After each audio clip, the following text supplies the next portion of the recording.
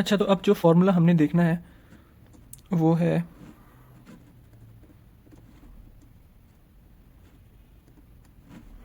ये वाला formula, closing capital is equal to opening capital plus net profit minus drawings. Drawings क्या होती हैं? ड्राइंग्स होती हैं जो हम बिजनेस में से पैसे निकालते हैं, उन्हें हम ड्राइंग्स कहते हैं। फॉर एग्जांपल, अगर किसी की दुकान है, वो वहाँ से जाके कैश में से कुछ पैसे अगर वो अपनी ज़ाती इस्तेमाल के लिए ले लेता है तो उसे ड्राइंग्स कहते हैं। उसके अलावा ओपनिंग कैपिटल होता है जो साल के शुरू में हमारा कैपिटल होता है, जो बिज़नेस फॉर एग्जांपल। अब कैपिटल हमने कैसे निकालना है?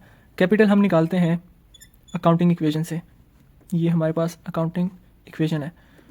एसेट्स इज इक्वल टू, ये हमारे पास अकाउंटिंग इक्वेशन है, asset is equal to liabilities plus capital.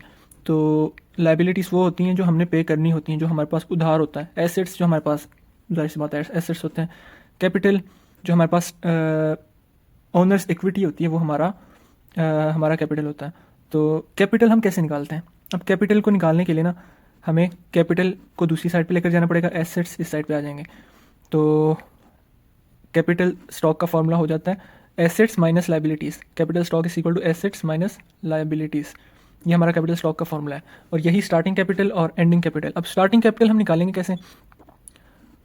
यहाँ पे हमारे पास जो स्टेटमेंट ऑफ अफेयर दी गई है शुरू में, इसमें सारे एसेट्स और लाइबिलिटीज़ हमारे पास गिवन है। एसेट हमारे पास कैश है, बैंक बैलेंस हमारा एसेट, वो भी एसेट होता है। फिक्सचर्स होते हैं जो लॉन्ग टर्म हमारे पास सप्लाईज या लॉन्ग टर्म जो टूल्स वगैरह होते हैं। फॉर एग्जांपल, अगर कॉलेज में कुर्सियां हैं क्लासरूम में, तो वो हमारे पास फिक्सचर्स आ जाती हैं। स्टॉक हमारे पास एसेट होता है। डेप्टर्स, अब डेप्टर्स वो होते हैं जिन्होंने हमें पैसे देने होते हैं, जिन्होंने हमसे उधार किया होता है। और फॉर एग्जांपल, अगर हमने उनको कोई सामान बेचा है लेकिन उन्होंने अभी तक पैसे नहीं दिए, तो वो हमारे डेप्टर्स हैं और वो हमारा एसेट होता है। वैन हमारी एक एसेट है।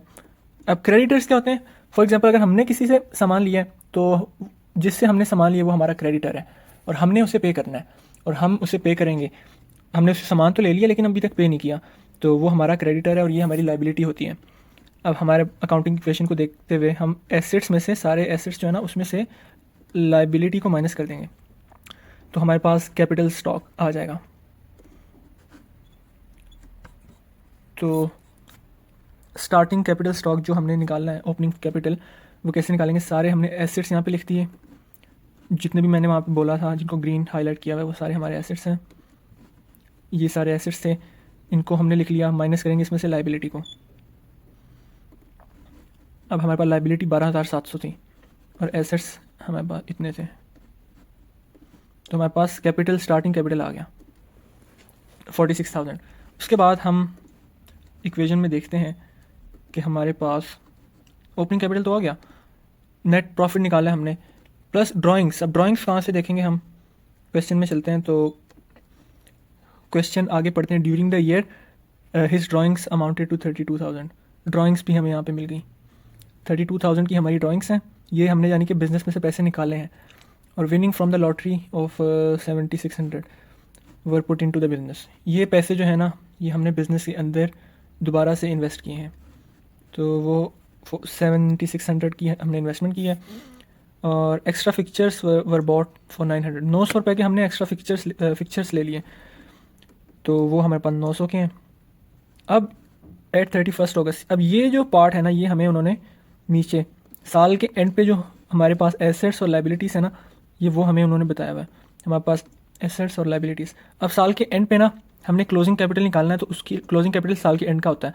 तो साल के एंड का कैपिटल निकालने के लिए हम यहाँ पे फिर से वही एसेट्स सारे देख लेंगे। कैश हमारा एसेट है। बैंक ओवरड्राफ्ट जो है, ओवरड्राफ्ट ये हमारी लाइबिलिटी होती है, क्योंकि समझ लेंगे ये हमने बैंक से एक किस्म का उधार किया हुआ है और हमने उनको पैसे वापस करने हैं। उसके अलावा स्टॉक हमारा जो है वो एसेट होता है। 23,900 हमारा एसेट है। Creditors for goods, creditor for good, अब क्रेडिटर जिससे हमने सामान लेना था, लिया हुआ है और पैसे अभी तक नहीं दिए, तो वो हमारे पास इतने हैं। और फॉर एक्सपेंसेस, फॉर एग्जांपल हमने कोई एक्सपेंस किया हुआ है, उनसे कुछ काम करवाया, ख़रीदा, लेकिन अभी तक पैसे नहीं दिए उन्हें, ये भी हमारे क्रेडिटर्स हैं, उनको भी हमने पैसे देने हैं। फिक्सचर्स टू बी डेप्रिसिएटेड, अब यहाँ पे उन्होंने फिक्सचर्स डेप्रिसिएशन का बताया। डेप्रिसिएशन होती है जो पैसे जो डी वैल्यू होती है कोई चीज़, अगर हमने कोई गाड़ी ली है, साल के शुरू में उसकी एक वैल्यू होगी, साल के एंड पे उसकी वैल्यू कम हो जाएगी, जो उसकी वैल्यू कम होगी उसको हम डेप्रिसिएशन कहते हैं। तो वो हमारी 370 है। तो इसको हम जो साल के शुरू के फिक्चर्स थे उसमें से हम ऐड करेंगे एक्स्ट्रा फिक्चर्स जो हमने लिए थे, और इसमें से हम माइनस करेंगे डेप्रिसिएटेड, जो भी डेप्रिसिएशन हुई है इन फिक्चर्स की वो हम इसमें से माइनस कर देंगे। वो हम अभी आगे जाके डिटेल में समझाऊंगा इसको। अब वैन जो है हमारी वो भी एसेट है, और डेटर्स जो है वो भी हमारी एसेट है, कि अभी तक उन्होंने हमें पैसे नहीं दिए और हमें उन्होंने पैसे देने हैं। प्रीपेड एक्सपेंसेस, हमने एक्सपेंस अभी मतलब कि एडवांस में पैसे दिए हुए हैं, तो ये भी हमारा एक्सपेंस जो है प्रीपेड एक्सपेंसेस, तो ये हमारा एसेट है। अब सारे एसेट्स हमने यहाँ पे देख लिए, हमने लाइबिलिटीज़ भी देख ली हैं। बैंक ओवरड्राफ्ट है, क्रेडिटर फॉर गुड है, क्रेडिटर फॉर एक्सपेंसेस हैं। ये तीन हमारे पास लाइबिलिटीज़ हैं साल के एंड में, और बाकी सारे हमारे पास एसेट्स हैं। तो क्लोजिंग कैपिटल निकालने के लिए हम पहले फिक्चर्स को देखेंगे। ओपनिंग फिक्चर्स हैं हमारे पास 2800 के, एडिशन बाद में हमने ख़रीदे 900 रुपये के, और डेप्रिसिएशन जो एंड पे हमें उन्होंने माइनस, डेप्रिसिएशन हमें हमेशा माइनस होती है, तो डेप्रिसिएशन जितनी भी थी वो हम माइनस कर देंगे। पहले इतने थे, बाद में इतने ख़रीदे, उसमें से उनकी वैल्यू कम हो गई, तो वो हमारे पास आंसर आ गया 3300 एंड 30। एसेट्स हमारे कितने थे, कैश था हमारे पास इतना, फिक्चर्स कैलकुलेट करके इतने, स्टॉक इतना, डेटर्स इतने, वैन हमारे पास इतनी थी, वैन की वैल्यू, प्रीपेड एक्सपेंस भी थे हमारे पास। तो ये सारे मिला के 62,000 के हमारे पास एसेट्स होते हैं। फिर हम लाइबिलिटीज़ देखते हैं। हमारे पास तीन लाइबिलिटीज़ थी। 1810 हमारे पास bank overdraft, creditors for goods, और एक्सपेंसेस, क्रेडिटर एक्सपेंस जो वहाँ पे लिखा हुआ था। ये तीन जो है हमारे ये एक्सपेंसेस हैं। तो इन तीनों को प्लस करके हमारे पास हमारे टोटल लाइबिलिटीज़ आ गई हैं। टोटल एसेट्स में से टोटल लाइबिलिटीज़ माइनस कर देंगे, हमारे पास एंडिंग कैपिटल आ जाएगा। कैपिटल एंडिंग जो है हमारे पास 51,000 आ जाएगा। तो इसके बाद हमारे पास ओपनिंग कैपिटल भी आ गया, क्लोजिंग कैपिटल भी आ गया, ड्राइंग्स भी आ गई। अब ये क्लोजिंग कैपिटल इधर जाके माइनस हो जाएगा, नेट प्रॉफिट इधर आ जाएगा। तो हम इसको कैलकुलेट कर लेते हैं। स्टेप 3 हमारा नेट प्रॉफिट कैलकुलेट करना है। तो closing capital is equal to opening capital plus profit minus drawings. अब यहाँ पे एक और चीज़ है, कैपिटल इंट्रोड्यूस्ड। अब ये कैपिटल इंट्रोड्यूस्ड क्या चीज़ है, जो हमने यहाँ पे उन्होंने बोला था विनिंग फ्रॉम द लॉटरी, जो लॉटरी से हमें पैसे मिले थे वो भी हमने इन्वेस्टमेंट की थी ना, बिजनेस के अंदर पुट किए थे। तो ये हमारा एक्स्ट्रा कैपिटल है, ये हमने इन्वेस्टमेंट की है, इसको भी हम प्लस करते हैं।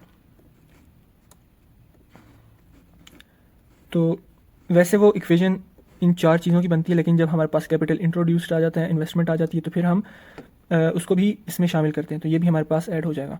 अब ये सारी चीज़ें हम पुट करेंगे इसमें, सिवाय प्रॉफिट के, प्रॉफिट हमें पता नहीं है।